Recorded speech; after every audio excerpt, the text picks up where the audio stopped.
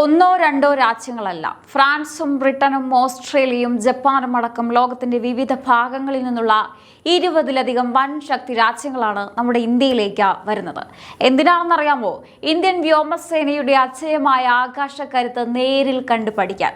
പാകിസ്ഥാൻ അതിർത്തിക്കടുത്തുള്ള ജോധ്പൂർ വ്യോമത്താവളം സാക്ഷ്യം വഹിക്കാൻ പോകുന്നത് ചരിത്രത്തിലെ തന്നെ ഏറ്റവും വലിയ വ്യോമ യുദ്ധാഭ്യാസത്തിനാണ്.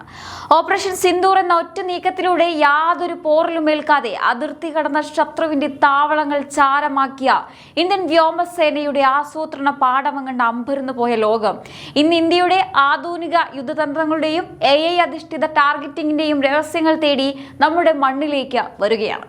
കഴിഞ്ഞ ദിവസങ്ങളിൽ ഓസ്ട്രേലിയയുടെ മണ്ണിൽ നടന്ന പീച്ച് ബ്ലാക്ക് വ്യോമാഭ്യാസത്തിൽ നമ്മുടെ റഫേലുകളും ഗ്ലോബ് മാസ്റ്ററുകളും തീർത്ത വിസ്മയങ്ങൾ അടങ്ങും മുൻപെയാണ് മലേഷ്യയുമായുള്ള ഉദരശക്തിയും ജപ്പാനുമായുള്ള സംയുക്ത പോരാട്ടങ്ങളും ഇന്ത്യ കീഴടക്കുന്നത്. ഇതിന്റെ എല്ലാം ഒടുവിലാണ് സെപ്റ്റംബർ 26-ന് പാകിസ്ഥാൻ അതിർത്തിക്കെതിരെ ലോകത്തെ മുഴുവൻ വിറപ്പിച്ചുകൊണ്ട് ആകാശത്തിന്റെ സർവ്വ സൈന്യാധിപരമായി തരംഗ് ശക്തി 2.0 ചിറക് വിടർത്തുന്നത്. റഫേലും സുഗോയ് 30കളും സഖ്യരാജ്യങ്ങളുടെ അത്യാധുനിക ജെറ്റുകളും ഒരുമിച്ച് പറക്കുന്ന അപൂർവ ദൃശ്യത്തിനായി ലോകം മുഴുവൻ ഇപ്പോൾ ഇന്ത്യയുടെ ആകാശത്തേക്ക് ഉറ്റുനോക്കുകയാണ്. എന്നാൽ എന്താണ് യഥാർത്ഥത്തിൽ ഇവിടെ സംഭവിക്കുന്നത്? എന്താണ് ഈ ആകാശക്കോട്ടകളിൽ ഇന്ത്യൻ വ്യോമസേന കാണിക്കുന്ന മാജിക്? നമുക്ക് നോക്കാം. ഈ വിസ്മയങ്ങൾക്ക് എല്ലാം തുടക്കമാകുന്നത് ഓസ്ട്രേലിയയുടെ മണ്ണിൽ വെച്ചാണ്. ലോകത്തിലെ ഏറ്റവും വലിയ മൾട്ടി കൺട്രി വ്യോമാഭ്യാസങ്ങളിൽ ഒന്നായ പീച്ച് ബ്ലാക്ക് ഇന്ത്യയുടെ അഭിമാനമായ 4 റഫേൽ യുദ്ധവിമാനങ്ങളും 2 ഭീമൻ C-70 ഗ്ലോബ് മാസ്റ്ററുകളും 100-ലധികം വരുന്ന വ്യോമസേനാംഗങ്ങളുമാണ് ഇന്ത്യയുടെ കരുത്ത് ലോകത്തിന് മുന്നിൽ വിളിച്ചോതിയത്. ജൂലൈ 20-ന് ആരംഭിച്ച് ഓഗസ്റ്റ് 7 വരെ നീളുന്ന ഈ മഹാപോരാട്ടത്തിൽ 19 രാജ്യങ്ങളാണ് ഇന്ത്യക്കൊപ്പം തോളോട് തോൾ ചേർന്ന് ആകാശത്ത് വിസ്മയം തീർത്തത്. പീച്ച് ബ്ലാക്കിലെ ഈ ആവേശം അടങ്ങും മുൻപേ ഓഗസ്റ്റ് ആദ്യവാരത്തിൽ ഇന്ത്യൻ സംഘം മലേഷ്യയിലേക്ക് കുതിക്കുകയാണ്. റോയൽ മലേഷ്യൻ വ്യോമസേനയുമായി ചേർന്ന് നടത്തുന്ന ഉദാര ശക്തി എന്ന ഉഭയകക്ഷി അഭ്യാസമാണ് അടുത്ത ഘട്ടം. ഒരാഴ്ച നീണ്ടു നിൽക്കുന്ന ഈ പോരാട്ടത്തിൽ ഇന്ത്യൻ റഫേലുകളും മലേഷ്യയുടെ സുഗോയ് 30 യുദ്ധവിമാനങ്ങളും ഒരേ ആകാശത്ത് ചിറകുകൾ വിരിച്ച് തന്ത്രപരമായ അനുഭവങ്ങളും യുദ്ധ വൈദഗ്ധ്യവും പരസ്പരം കൈമാറുകയാണ്. മലേഷ്യയിലെ ഈ കരുത്തുകാട്ടലിന് പിന്നാലെ സെപ്റ്റംബർ 12 മുതൽ 23 വരെ രാജസ്ഥാന്റെ മണ്ണിൽ ജപ്പാൻ എയർ സെർഫ് ഡിഫൻസ് ഫോഴ്സുമായുള്ള മറ്റൊരു വിട്ടുവീഴ്ചയില്ലാത്ത ഉഭയകക്ഷി സൈനികാഭ്യാസത്തിനും ഇന്ത്യ വേദിയാകുന്നുണ്ട്.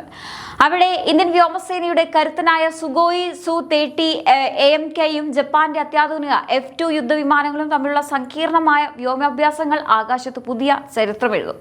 ഇതിന്റെ എല്ലാം ഗ്രാൻഡ് ഫിനാലെയാണ് സെപ്റ്റംബർ 26-ന് പാകിസ്ഥാൻ അതിർത്തിക്കെതിരെ ജോധ്പൂർ വ്യോമത്താവളത്തിൽ അരങ്ങേറാൻ പോകുന്നത്. ഫ്രാൻസും ബ്രിട്ടനും അടക്കം 20-ലധികം രാജ്യങ്ങളുടെ വ്യോമസേനകൾ ഇന്ത്യയുടെ ആധുനിക യുദ്ധതന്ത്രങ്ങളും AI അധിഷ്ഠിത ടാർഗറ്റിംഗും നേരിട്ട് കണ്ടു പഠിക്കാൻ ജോധ്പൂരിലേക്ക് വണ്ടി കയറുകയാണ്. റഫേലും സുഗോയികളും സഖ്യരാജ്യങ്ങളുടെ F-60യും ടൈഫോണും ഒരേ വേദിയിൽ അണിനിരക്കുന്ന ഈ തരംഗ് ശക്തി 2.0 വെറുമൊരു അഭ്യാസ പ്രകടനമല്ല, മറിച്ച് ആധുനിക ലോകത്തിന്റെ നെറുകയിൽ ഇന്ത്യയുടെ വ്യോമശക്തി എത്രത്തോളം വളർന്നു കഴിഞ്ഞു എന്ന് ലോകത്തെ വീണ്ടും ഓർമ്മിപ്പിക്കുന്ന ഒരു പ്രഖ്യാപനമാണ്. ഈ കരുത്തുറ്റ മുന്നേറ്റങ്ങൾക്ക് പിന്നിൽ ഇന്ത്യയുടെ കയ്യിലുള്ള ആയുധങ്ങളുടെയും സാങ്കേതിക വിദ്യയുടെയും ഒരു അമ്പരപ്പിക്കുന്ന നിര തന്നെയുണ്ട്. കഴിഞ്ഞ കാലങ്ങളിൽ ഓപ്പറേഷൻ സിന്ദൂർ ഉൾപ്പെടെയുള്ള നിർണായക നീക്കങ്ങളിൽ ഇന്ത്യ ഉപയോഗിച്ച ആയുധങ്ങളുടെ കൃത്യതയും വേഗതയും ശത്രു രാജ്യങ്ങളെ പോലും ഞെട്ടിച്ചതാണ്.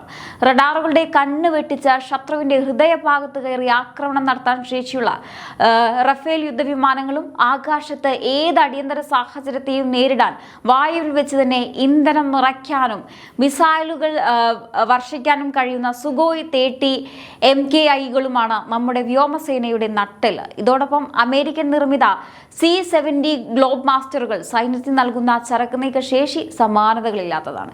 ഏത് പ്രതികൂല സാഹചര്യത്തിലും ടാങ്കുകളും വൻകിട ആയുധങ്ങളും നിമിഷ നേരം കൊണ്ട് അതിർത്തിയിലേക്ക് എത്തിക്കാൻ ഈ ഭീമൻ വിമാനങ്ങൾക്ക് സാധിക്കും. എന്നാൽ ഇതിനെയെല്ലാം ഹൈലൈറ്റ് എന്തെന്നാൽ മനുഷ്യന്റെ കണ്ണിനും ബുദ്ധിക്കും അപ്പുറം AI സാങ്കേതിക വിദ്യ ഉപയോഗിച്ച ശത്രുവിന്റെ ലക്ഷ്യങ്ങൾ കൃത്യമായി തികച്ചെടുക്കാനും വിക്ഷേപിച്ച മിസൈലുകൾ ലക്ഷ്യസ്ഥാനത്ത് പിഴവുകളില്ലാതെ പതിപ്പിക്കാനുമുള്ള ഇന്ത്യയുടെ തദ്ദേശീയവും ആധുനികവുമായ കഴിവുകളാണ്. ഇനി ഈ ചരിത്ര നേട്ടങ്ങൾക്ക് പിന്നിൽ പ്രവർത്തിച്ച ഉറച്ച രാഷ്ട്രീയ ഇച്ഛാശക്തിയും ദീർഘവീക്ഷണവുമാണ് നരേന്ദ്രമോദി എന്ന ഭരണാധികാരിയായ ലോകത്തിന്റെ നെറുകയിൽ എത്തിക്കുന്നത്.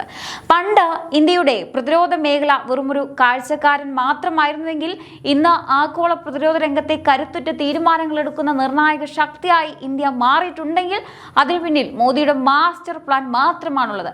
മെയ്ക്ക് ഇൻ ഇന്ത്യയിലൂടെ സ്വന്തം കാലിൽ നിൽക്കാൻ സൈന്യത്തെ പ്രാപ്തമാക്കിയും ഒപ്പം അത്യാധുനിക റഫേലുകളും മറ്റും സഖ്യങ്ങളും തേടിപ്പിടിച്ച് ഇന്ത്യയുടെ കൈകളിൽ ആഗോള ആയുധ ശക്തിയുടെ താക്കോൽ ഏൽപ്പിച്ചതും ഈ ഭരണാധികാരിയുടെ ഉറച്ച കാൽവയ്പുകളാണ്. പാകിസ്ഥാൻ അതിർത്തിയിൽ ഓപ്പറേഷൻ സിന്ദൂർ പോലുള്ള മിന്നലാക്രമണങ്ങൾ നടക്കുമ്പോൾ ഇന്ത്യയുടെ സൈനികർക്ക് പൂർണ്ണ സ്വാതന്ത്ര്യവും പിന്തുണയും നൽകി നട്ടെല്ലായി കൂടെ നിന്നത് മോദിയുടെ ശക്തമായ നേതൃത്വമാണ്.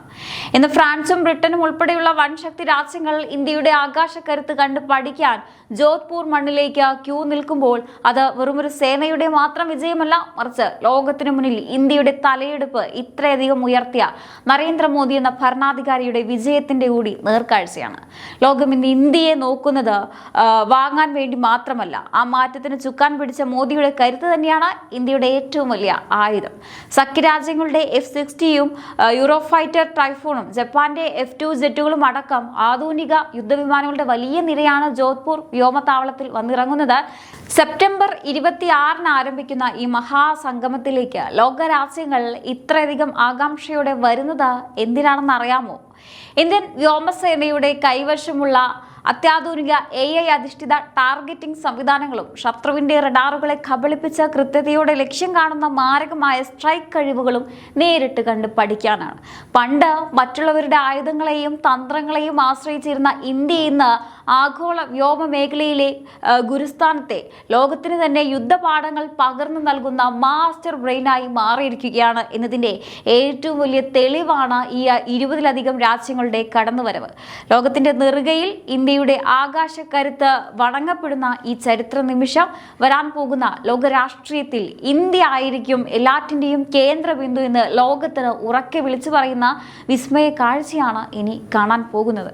ഇതൊരു ചരിത്രപരമായ അത്ഭുതം തന്നെയാണ്. പണ്ട് ലോകം നമ്മളെ നോക്കി പുച്ഛിച്ചവരോ അല്ലെങ്കിൽ ആയുധങ്ങൾക്ക് വേണ്ടി നമ്മൾ മറ്റുള്ളവരുടെ മുന്നിൽ കൈനീട്ടിയവരോ ഒക്കെയാണ്. ഇന്ന് അതെല്ലാം മറന്ന് ഇന്ത്യൻ വ്യോമസേനയെ ഒന്ന് കണ്ടു പഠിക്കണം, ആ തന്ത്രങ്ങൾ ഒന്ന് പറഞ്ഞു തരണം എന്ന് പറഞ്ഞ് ക്യൂ നിൽക്കുകയാണ് ആ രാജ്യങ്ങൾ. ഫ്രാൻസും ബ്രിട്ടനും ജപ്പാനും അടക്കം ലോകത്തിലെ വൻകിട രാജ്യങ്ങൾ പോലും ഇന്ത്യയുടെ മണ്ണിലേക്ക് വണ്ടി കയറുന്നു എന്നത് നമ്മുടെ രാജ്യത്തിന്റെ പ്രതിരോധ ചരിത്രത്തിലെ സമാനതകളില്ലാത്ത ഏടാണ്. ലോകത്തിന്റെ പല ഭാഗങ്ങളിൽ നിന്നും 20-ലധികം രാജ്യങ്ങളാണ് ഇന്ത്യയുടെ ആകാശക്കരുത്ത് നേരിൽ കണ്ട് മനസ്സിലാക്കാൻ ജോധ്പൂർ മണ്ണിലേക്ക് വരുന്നത്. സ്വന്തം രാജ്യത്തിന്റെ സുരക്ഷ ഉറപ്പാക്കുക മാത്രമല്ല, ഇന്ന് ലോകത്തിന് തന്നെ പ്രതിരോധ പാഠങ്ങൾ പകർന്നു നൽകുന്ന ഒരു ആഗോള മഹാശക്തിയായി ഇന്ത്യ മാറി എന്നതിന്റെ ഏറ്റവും വലിയ സാക്ഷ്യമാണിത്. ലോകത്തിന്റെ നെറുകയിൽ നമ്മുടെ രാജ്യത്തിന്റെ കൊടിപാറുന്ന ഈ അഭിമാന നിമിഷം ഓരോ ഭാരതീയന്റെയും നെഞ്ചുയർത്തുന്ന ഒന്നാണ്. ഇന്ത്യൻ പ്രതിരോധ മേഖലയുടെ കുതിച്ചുചാട്ടം കണ്ട് അമ്പരന്ന് നിൽക്കുകയാണ് ഇന്ന് ലോകം മുഴുവൻ. പണ്ട് ലോകരാഷ്ട്രങ്ങളുടെ മുന്നിൽ ആയുധങ്ങൾക്കും സാങ്കേതിക വിദ്യയ്ക്കും വേണ്ടി കൈനീട്ടിയിരുന്ന പഴയ ഇന്ത്യ അല്ല ഇത്. സ്വന്തമായി അത്യാധുനിക ആയുധങ്ങൾ നിർമ്മിക്കുകയും ആഗോളതലത്തിലെ വൻശക്തി രാജ്യങ്ങൾക്ക് പോലും പ്രതിരോധ പാഠങ്ങൾ പകർന്നു നൽകുകയും ചെയ്യുന്ന ഒരാഗോള മഹാശക്തിയായി നമ്മുടെ ഇന്ത്യ ഇന്ന് തല ഉയർത്തി നിൽക്കുകയാണ്. എന്തായാലും ഇത് ഇന്ത്യക്കൊരു അഭിമാന നേട്ടം തന്നെയാണ്. കാരണം 2014 നിന്ന് തുടങ്ങി 2026 എത്തി നിൽക്കുമ്പോൾ 20ഓളം രാജ്യങ്ങളാണ് ഇന്ന് നമ്മുടെ ഇന്ത്യൻ വ്യോമസേനയുടെ കരുത്ത് കണ്ടുപഠിക്കാൻ ഇന്ത്യയിലേക്ക് എത്തുന്നത്. അപ്പോൾ ഈ ഒരു വിഷയത്തെക്കുറിച്ച് നിങ്ങൾക്ക് എന്താണ് തോന്നുന്നത്? തീർച്ചയായിട്ടും നിങ്ങളുടെ അഭിപ്രായങ്ങൾ താഴെ കമന്റ് ബോക്സിൽ രേഖപ്പെടുത്തുക. മറ്റൊരു വിഷയമായി വീണ്ടും കാണാം. നന്ദി.